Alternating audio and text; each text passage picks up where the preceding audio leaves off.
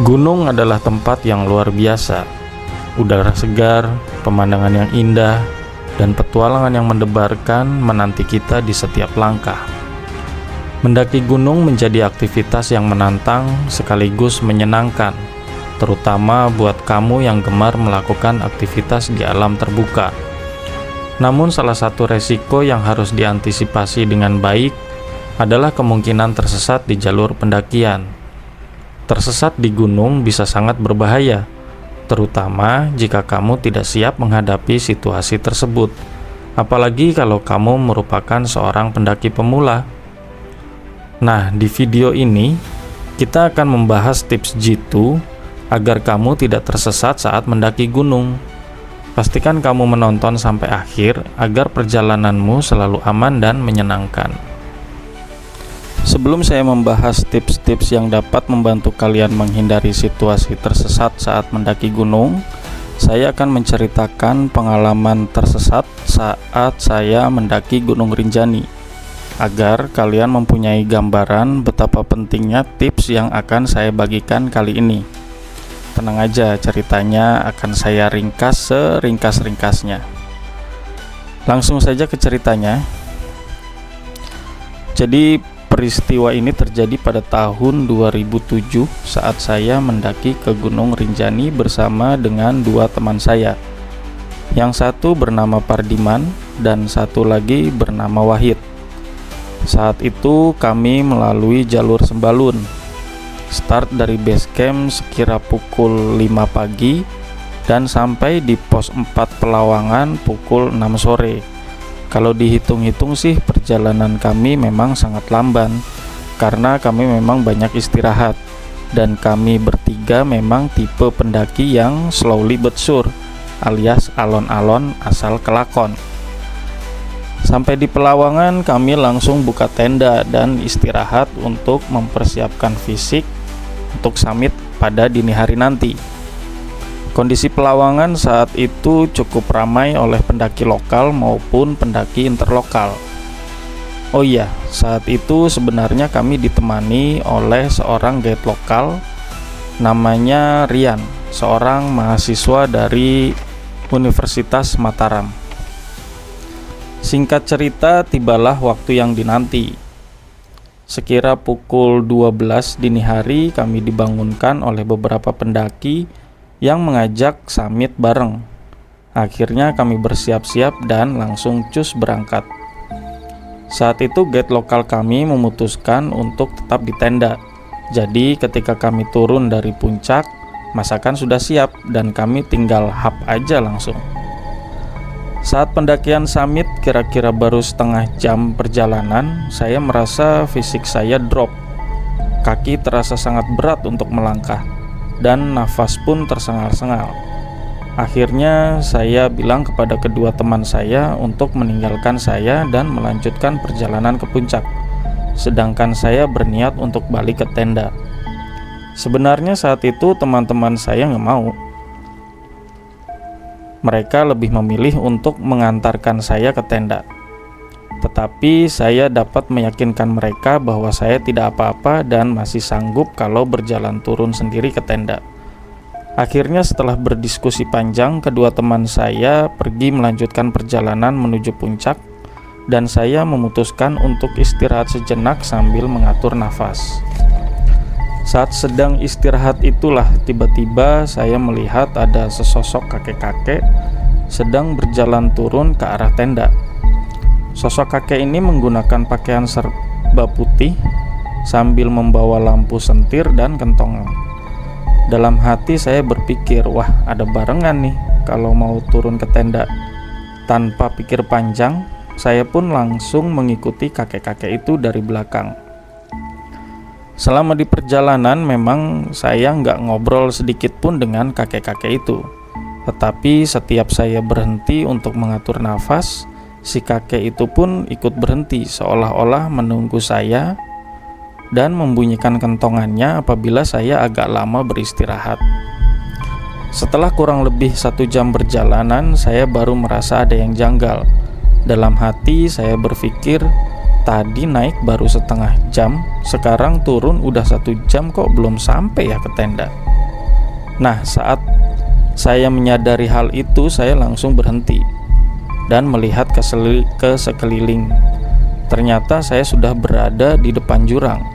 Ketika saya membalikkan badan, yang ada hanya vegetasi yang sangat rapat, dan saya tidak menemukan adanya jalan setapak.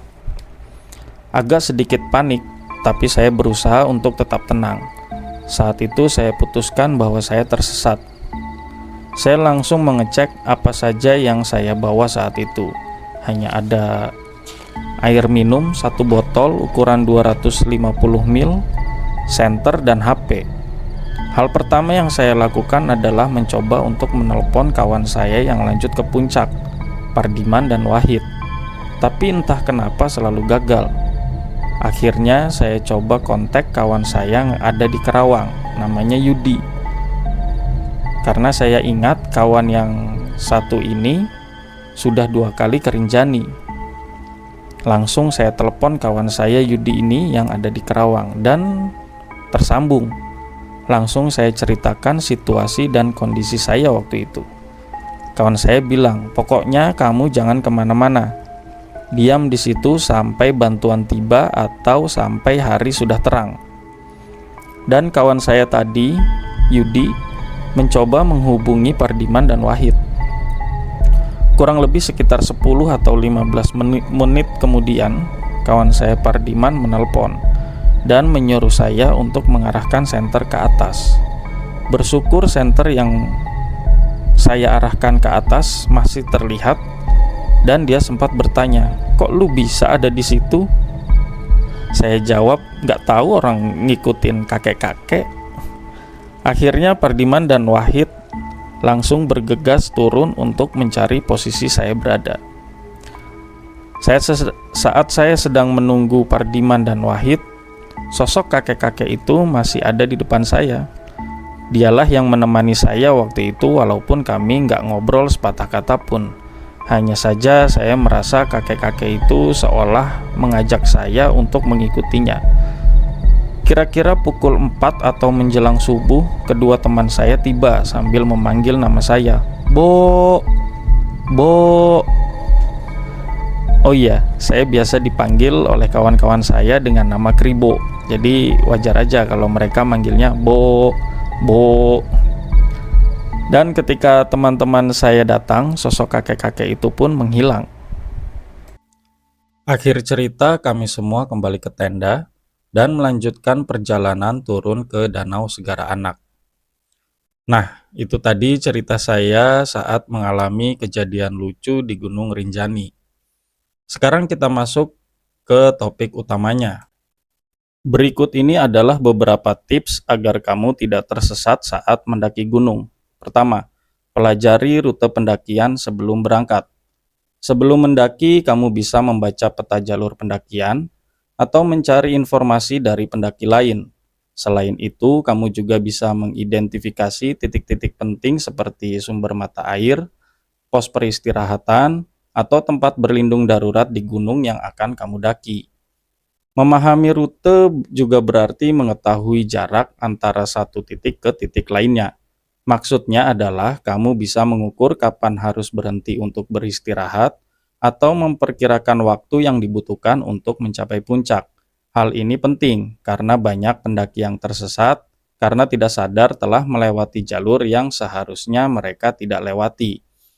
Sebelum kamu berangkat, pastikan untuk menyimpan salinan peta jalur di ponsel atau bahkan membawa peta fisik sebagai cadangan jika ponsel kehabisan baterai selama berada di gunung.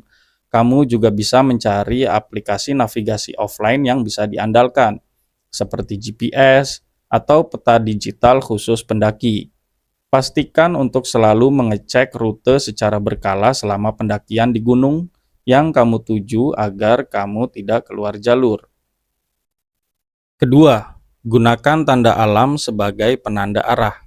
Saat berada di gunung, kamu tidak selalu bisa mengandalkan teknologi untuk menavigasi jalur pendakian.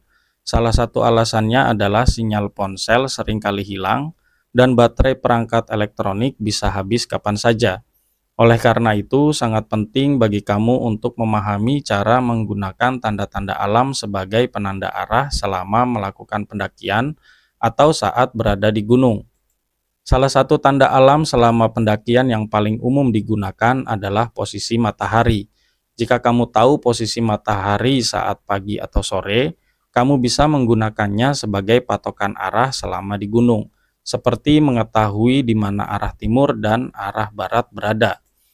Selain itu, kamu juga bisa menggunakan bentuk-bentuk alam lain seperti aliran sungai atau puncak bukit sebagai patokan arah. Contoh, jika jalur pendakianmu mengikuti aliran sungai, pastikan kamu selalu berada di dekat sungai tersebut sebagai panduan. Jika kamu tersesat, mengikuti aliran air ke bawah bisa menjadi pilihan yang lebih aman, karena biasanya aliran air mengarah ke pemukiman atau tempat yang lebih rendah. Jangan lupa untuk memperhatikan tanda-tanda buatan manusia seperti papan petunjuk atau jejak pendakian yang ditandai dengan pita atau batu. Hal ini sering digunakan oleh pendaki lain atau petugas Taman Nasional untuk memudahkan jalur navigasi. Ketiga, tetap bersama rombongan atau kelompok kamu selama pendakian. Salah satu aturan penting dalam pendakian adalah selalu bersama rombongan atau kelompok pendakian kamu. Tersesat sering terjadi karena seseorang berjalan terlalu jauh dari kelompok atau tidak mengikuti rombongan dengan baik. Ketika kamu mendaki bersama teman atau kelompok, pastikan selalu ada komunikasi yang baik di antara kalian.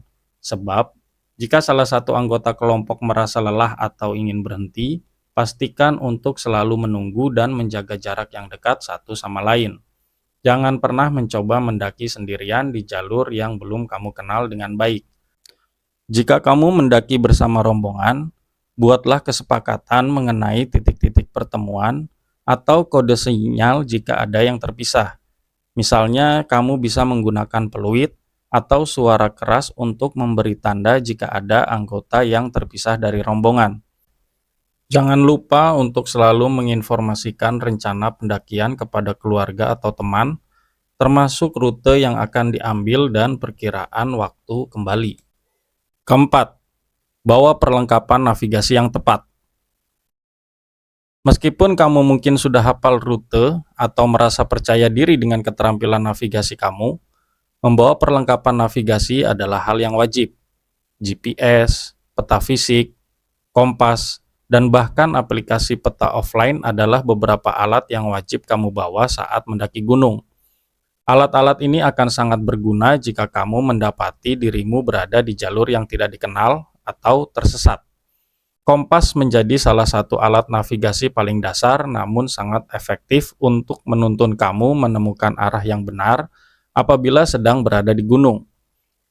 GPS juga bisa sangat membantu selama pendakian ini, terutama GPS yang bisa digunakan dalam mode offline. Kamu bisa mendownload peta jalur pendakian sebelumnya sehingga tetap bisa mengaksesnya meskipun di gunung sangat sulit sinyal. Pastikan kamu juga membawa baterai cadangan untuk perangkat elektronik seperti ponsel atau GPS.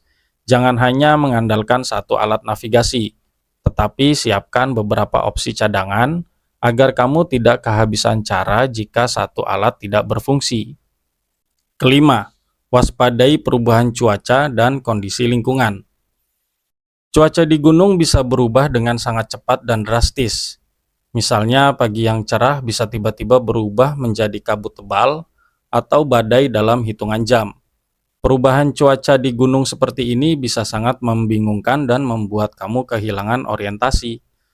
Jika kamu melihat tanda-tanda cuaca buruk seperti angin kencang atau awan gelap, segeralah mencari tempat yang aman untuk berlindung dan jangan lanjutkan perjalanan pendakian kamu. Selain cuaca, kondisi lingkungan juga perlu diperhatikan sebab terkadang medan pendakian yang basah dan licin bisa mengubah jalur pendakian menjadi tidak terlihat, sehingga kamu bisa salah jalan. Jika cuaca mulai buruk, lebih baik menunda pendakian daripada mengambil resiko tersesat atau kecelakaan di jalur yang sulit. Jangan remehkan faktor cuaca selama pendakian, karena itu bisa menjadi salah satu penyebab utama tersesat di gunung. Lalu bagaimana jika kamu tetap tersesat meskipun sudah berhati-hati? Jangan panik. Langkah pertama, berhenti sejenak dan coba ingat kembali jalur yang kamu lewati. Jika kamu membawa peluit, tiup sebanyak 3 kali sebagai sinyal darurat. Jika ada sinyal HP, segera kirim pesan lokasi ke orang terdekat atau tim penyelamat. Dan jika benar-benar tidak tahu arah, tetap di tempat yang terbuka agar lebih mudah untuk ditemukan oleh tim pencari. Semua langkah dan tips yang saya jelaskan barusan akan membuat pendakian kamu lebih aman, berkesan, dan pastinya menyenangkan. Mendaki gunung adalah pengalaman yang luar biasa, tapi keselamatan tetap yang utama. Dengan persiapan yang matang dan teknik navigasi yang tepat, kamu bisa menikmati petualangan tanpa rasa khawatir.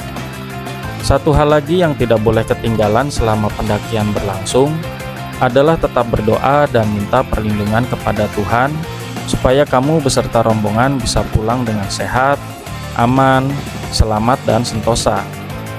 Jangan lupa share video ini ke teman-teman pendakimu agar mereka juga bisa mendaki dengan aman. Sampai jumpa.